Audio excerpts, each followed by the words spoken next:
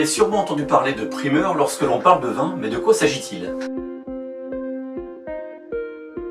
En effet, ce terme primeur est utilisé lorsque l'on décrit un vin qui est mis en vente très jeune, quelques semaines après sa récolte, et qui est destiné à être bu rapidement.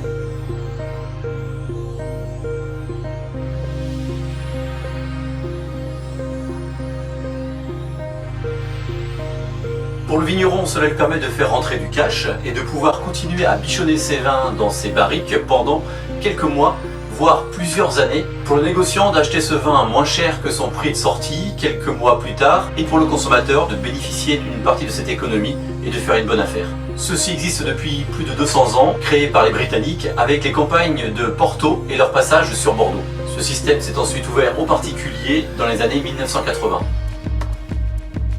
En avril, soit 7 mois après les vendanges, on tire quelques échantillons de vin des cuves ou des barriques pour les proposer à la dégustation aux professionnels, courtiers, négociants, journalistes.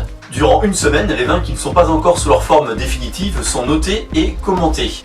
Vous avez sûrement entendu parler de Robert Parker, très grande faculté pour déguster et qui durant plusieurs années a eu une très grande influence sur le marché des ventes de primeurs. Quelques semaines plus tard, les domaines et les châteaux prennent note et connaissance de ces commentaires et les comparent aux leurs afin de déterminer le prix de vente. Courant mai, les vins qui sont encore physiquement en barrique sont proposés à la vente aux professionnels qui ensuite les proposent aux consommateurs.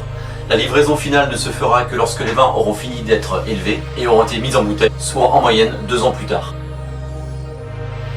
Oui, à l'achat depuis plusieurs années et pour la première fois cette année en dégustation grâce à Sarah et Arthur de la cave La Source Bleue.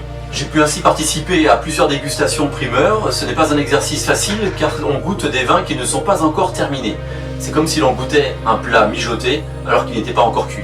C'est très instructif et je remercie au passage les domaines qui nous ont accueillis, Vieux Château Certan, Château Figeac, Pavie-Maquin et Domaine de l'A. A noter que les ventes en primeur ne sont pas réservées qu'au Bordeaux et se rencontrent également sur d'autres régions comme la Bourgogne ou le Languedoc. Voilà, vous pouvez maintenant acheter en connaissance de cause et comme pour la consommation, avec modération.